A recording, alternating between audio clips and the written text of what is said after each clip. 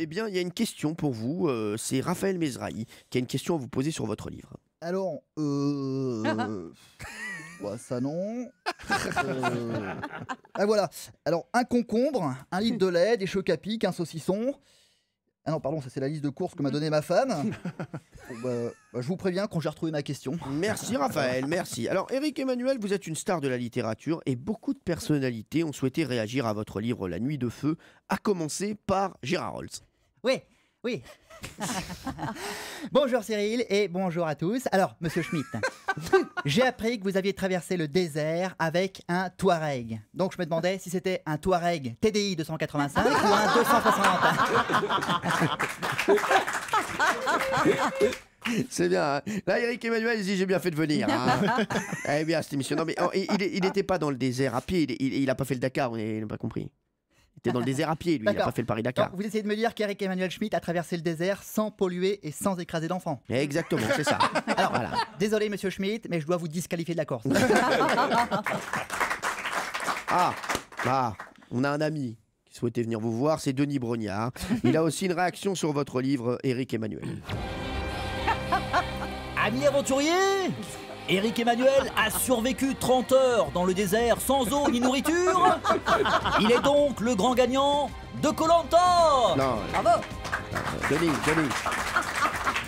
Denis, il a rien compris lui aussi. Il participait pas à votre émission, Éric Emmanuel. Il s'est perdu en fait dans le désert pendant une randonnée et il a rencontré Dieu. Voilà. Éric Emmanuel, bah oui. Vous avez été aidé par un individu extérieur au jeu. Vous êtes donc éliminé de Koh-Lanta et ma sentence est irrévocable. Excusez-moi, non mais franchement, un petit peu de respect. Là, c'est Éric Emmanuel Schmitt, là. Est-ce qu'on peut avoir quelqu'un qui a vraiment compris l'histoire d'Éric Emmanuel, s'il vous plaît? Oui, salut, c'est moi. C'est Raymond. Quoi? Mais Raymond, qu'est-ce qu'il a encore? Vous avez lu La Nuit de Feu, vous, Raymond Domenech? Oui, je l'ai lu 13 fois. Si vous avez lu ça 13 fois, c'est que vous avez dû trouver ça bien, alors. Ah, c'est surtout que je fous rien de mes journées, donc, que j'ai plein de temps libre, hein, mais j'ai quand même beaucoup aimé votre livre, Éric Emmanuel, parce que vous vous êtes perdu dans le Hogar. Et moi aussi, les traversées du désert, je connais bien. Bon, la vôtre, elle a duré 30 heures, moi, ça a duré 30 mois. Mais sinon, c'est pareil. Merci. J'aimerais vraiment, faites-moi plaisir, qu'on ait une remarque intéressante, au moins sur la carrière d'Éric Emmanuel Schmitt. Ouais, c'est bon, j'ai retrouvé. Alors, très bien, Raphaël Mesrahi, alors on vous écoute. Alors, Éric Emmanuel Schmitt, j'ai vu que vous aviez été traduit en plus de 50 langues. Donc j'imagine qu'en espagnol ça se dit Enrico Emanuelo Schmitto, en italien Erici Emanueli Schmitti, en chinois Éric Emmanuel Schmitt. Voilà, merci. Voilà. On est mal, hein. Raphaël, vous n'avez pas compris en fait, c'est pas son nom qui a été traduit en 50 langues, c'est ses livres.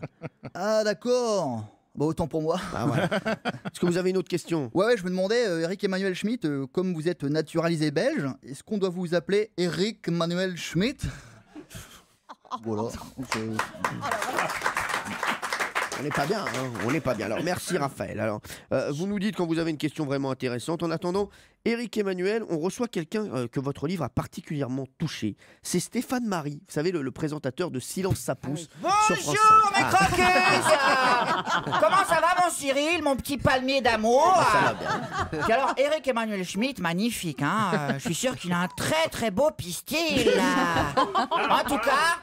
moi, ça m'a bouleversé cette histoire de désert, c'est horrible! Bah attendez, y a rien qui pousse dans le désert, c'est terrifiant, on se croirait dans le potager de Gilbert Montagnier! Non! En plus, dans le Sahara, y a pas un bruit! C'est complètement silencieux dans le Sahara! Bah si je faisais une émission dans le désert, je l'appellerais Silence, ça pousse pas! Bisous mes géraniums! Merci Stéphane! Ah, il est énervé, il est toujours énervé celui-ci. Alors merci donc pour ce coup de gueule. Pour terminer, on va retenter un coup avec Raphaël Mesrahi. Vous avez enfin peut-être une question intéressante, Raphaël. Hein? Ouais, bah ouais, monsieur Schmitt, j'ai une question un peu rentre dedans, hein, qui va peut-être vous agacer. Bon, c'est mon travail de journaliste d'investigation, hein, de mettre les puissants face à leurs contradictions. Donc alors, si vous avez choisi la nationalité belge, c'est pour le climat ou plutôt pour les moules? Vous voyez, il veut pas répondre, hein, parce que c'est une question qui dérange.